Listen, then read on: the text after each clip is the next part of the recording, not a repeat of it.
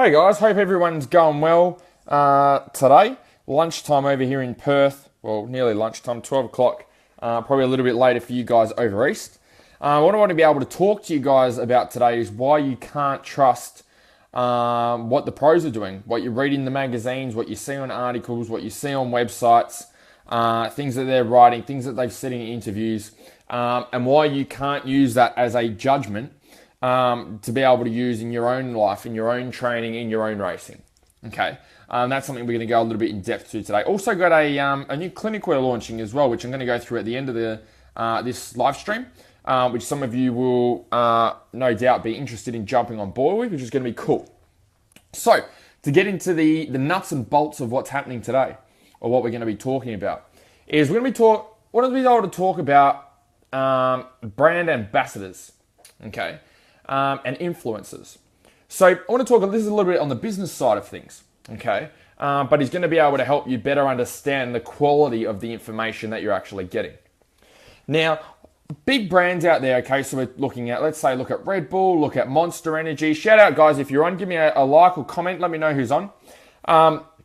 Big brands, so we're talking like, let's look at Red Bull, okay? Let's look at Monster Energy, okay? Look at Rockstar Energy. There's specifically, there's brands out there that pump, there's like 4 Armstrong, okay, which now do arm pump devices to help you with your arm pump. There's other ones that have done special little balls with this little zip cable that you pull out of it. There's been a whole heap of stuff, right?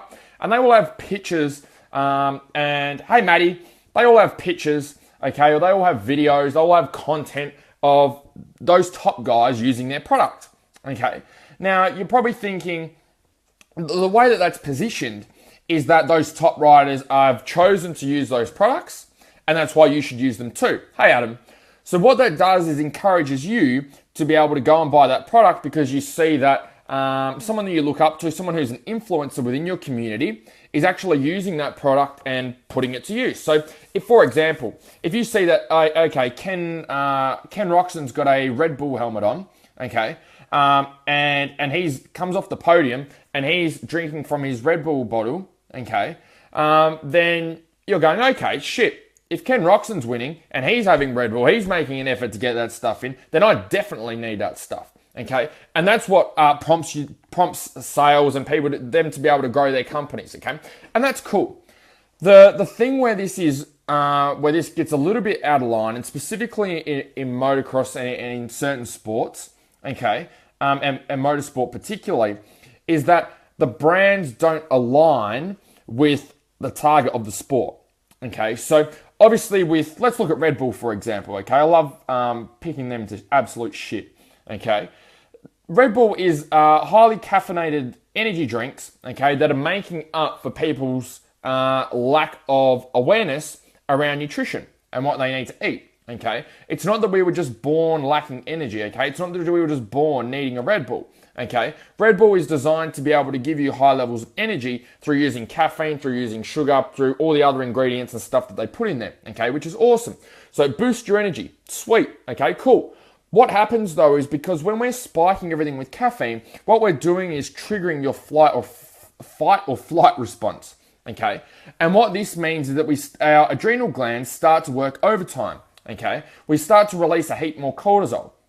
Now, the hormone cortisol is responsible for getting us up in the morning, for making us energetic, from getting us from a sleeping state into an awakened state. Okay, when we start to trigger that fight or flight response artificially all the time through high excess caffeine consumption, okay, what that means is that we're then affecting our level of energy first thing in the morning. So that means you're going to be a lot more sluggish when you get up in the morning, okay? That means when you get up in the morning, you're not going to feel ready to go, okay?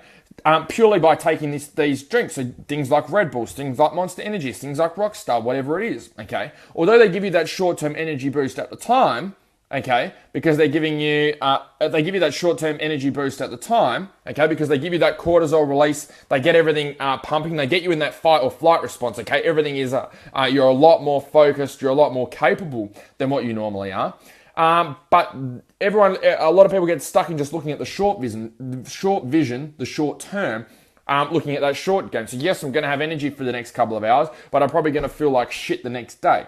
Okay, and then we get stuck into this rut and stuck into this cycle where we think that energy drinks need to be part of our life. And you've probably heard of someone, you probably know someone that's had this experience where they're having energy drinks every day. Okay, they can't get on it. It starts off with one every few days or once on just the shitty days. Then it's once every couple of days. Then it's once every day. Then it's getting the bigger can instead of the smaller can. Then it's having one before lunch and one after lunch. Before you know it, you're having it more times than you know what to deal with. It's an addiction, something you're relying on, because now our system's fucked, okay? Our body's fucked. It doesn't know what to do because we've been artificially stimulating it with caffeine, with energy drinks, and with all these artificial products to get it going, when all it needed in the first place was some proper guidance on nutrition. Okay, not artificial products going in. So that's how it interferes with performance, okay? So when we have riders and races, and we work with this all the time, okay? A lot of the newer guys that come on board with our programs, okay, that have been having energy drinks, having high levels of coffee, and that's something we have to work on being able to get them off. And we have, obviously, protocols for being able to do that, okay? Definitely, Adam, they're exactly like a drug, okay? That's exactly what happens. And we get hooked on them, okay? Because we have that big up, but then we have the big down that comes afterwards. And that's where a lot of people don't focus their attention. And then when they go in that down, they need another energy drink to bring them back up. And then you get stuck in this cycle, up and down, until you've absolutely worn your body out, okay? You don't recover as well. You don't perform as well. Your sleep's not as good. You don't have as much energy over the long term, okay? It's just not a healthy way to be able to live and be able to perform. So then when we see things like, let's say Red Bull, people are taking in this stuff, okay? And now Ken Roczen or Ryan Dungey, okay, promoting it. They're saying, yep, go and have Red Bull. I have my Red Bull afterwards, okay? And chances are they probably aren't having their Red Bull afterwards, okay? If you've ever looked at what they have on the podium, you never actually see the Red Bull. It's usually a bottle or a drink bottle with a straw in it because they have their water in there with Red Bull around the outside. You never see them walking around with a Red Bull can, okay? And if it is, it probably doesn't have Red Bull in it anyway, because they know that the stuff isn't actually helping them, okay, with their performance. Now, this comes into what they call influencer marketing. So what this means is that certain brands will pay high-level or high-profile people a ton of money to be able to represent their product, to be a brand ambassador for their product, to be able to help boost sales, to be able to help build their businesses, okay? So if you look at Red Bull, okay, they sponsor, I think, I'm pretty sure it's Roczen, Dungey, okay, they've got a whole string of guys that they sponsor, not just in motocross. They got mountain biking, they got snowboarding, skiing, whatever, every sport you can think of, they've got someone there that they look after, okay? And that's cool, all right? But what it is doing is meaning that it's giving you guys false information, okay? So when you go on Facebook and you go on Ken Roczen's page, okay, and he's posting up pictures of him with his Red Bull bottle, okay, chances are he's not having the Red Bull. Okay, he's not even taking the product. He's getting paid to put that picture up so that you think that that's what he's having, so that you go out and buy it and have it, knowing that you look up to him and there's someone that you follow. Okay, same with Monster Energy, same with Rockstar. Okay, if you go on any of these guys' pages, right, and you see them pumping certain products, whether it's a certain type of water, a certain type of energy drink, a certain type of energy bar, a heart rate monitor, an arm pump device. Okay, any of these things, those things that are displayed by these high-level influencers, okay, are likely doing it because they're getting paid to be able to do it, okay? And then when you guys see that, it doesn't mean that's what they're using that because that's what they help them to be able to be successful. It's what they're using because that's what they get paid to be able to keep doing what they're doing, and that's riding their bike or doing their sport, okay? So I just wanted to make you guys aware of that because I've been having this chat with a few people, a few riders and racers, about what the pros are actually doing, okay, and what they're perceived to be doing, okay, which is very big differences. So if you're just going by what you see on social media, what you see on interviews, everything's skewed, okay? Everything that you see on pro races is going to be skewed, okay? If a certain trainer is sponsoring someone and giving them a hell heap of support, okay, then that means they're going to back that up. Okay, they're going to say that that's the best stuff to be doing, even if maybe they've done something better before. If you're sponsored by, let's just say you're sponsored by Jets, right? Jets Gym. You're going to tell everyone that Jets Gym is the best, okay? You're not going to go, and they're giving you a heap of money to say that. Of course you're going to keep telling everyone that Jets Gym is the best, whether you think it is or not, okay? Now that doesn't mean that you can't be sponsored and have a good product that you actually believe in, but what you need to do is you need to be able to step back, you need to be able to have a look at where the information's coming from, and you need to be able to have a look at its reliability and go, okay, Does this person just sponsor a whole heap of top riders to get a heap of market exposure to be able to get a heap more sales?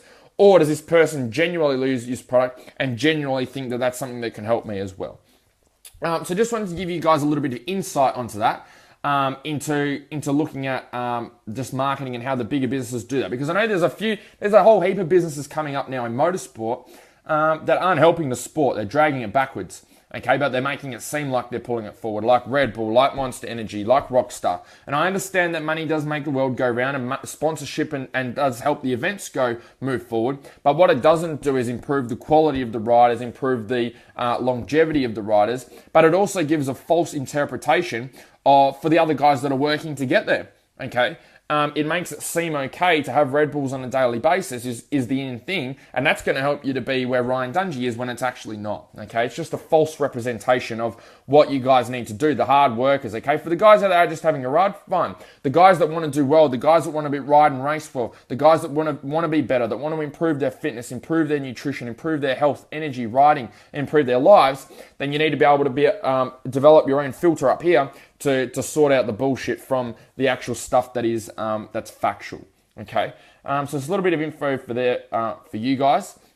Before we finish up, also we got we're going to have our Secrets to Peak Performance Clinic next Wednesday, which we're going to be running, which is a little bit of a high key clinic than what we normally run. Okay, so this is more designed for races. For those guys that are running top 10, top 20 in the state that really want to be pushing forward, that haven't been spending the hours with your fitness, okay? That's right, Dean. Red Bull does give you wings. So what we're going to be focusing on that clinic is being able to look at the more finer details for races, specifically for racers who want to be able to step up their riding and racing. We're going to be going through a whole heap. So think about all the hours you've spent on suspension, the hours you've spent on tweaking the bike, the hours you've spent on refining the bike, okay, in the shed, making sure that everything's perfect. And then think about the amount of time you spent on you. The most important thing. How much time have you spent on research on the most efficient and effective fitness protocols to help you with your riding and racing? Okay. If that's nowhere near the amount of time you're spending working on the bike and doing research for that, then you definitely need to come along. So that'll be on next Wednesday at 5 p.m. Perth time, which will be 5, 6, 7, which will be 8 p.m. Victoria and New South Wales time. So what I'll do is I'll stick the link in the comments as soon as I finish this, and you guys can jump on board and hopefully snap up a few spots while they're still there. And this is going to be a little bit more in depth, okay? Going to a little bit more of the refined stuff, a little bit more advanced. So for you guys that have been racing for a little bit, riding for a little bit, that are wanting a little bit of help, or wanting a little bit of extra information and knowledge on how you can train, how you can turn your nutrition up. Because a lot of riders and racers out there, they don't know what they don't know, okay? They think they have, hey Nick, they think they have their nutrition nailed, think they have their training nailed, they think they have their flexibility nailed, their mindset nailed, but they don't know how much more is actually out there. And that's what this clinic's going to be about, sharing the secrets of peak performance and being able to get you performing at your best. So I'll stick that up in the comments as soon as I finish. Otherwise, peace out. We'll speak to you guys soon. Maybe get another live stream in today. Otherwise, it will be tomorrow. Speak to you guys soon. Remember, train hard, race harder. See you guys.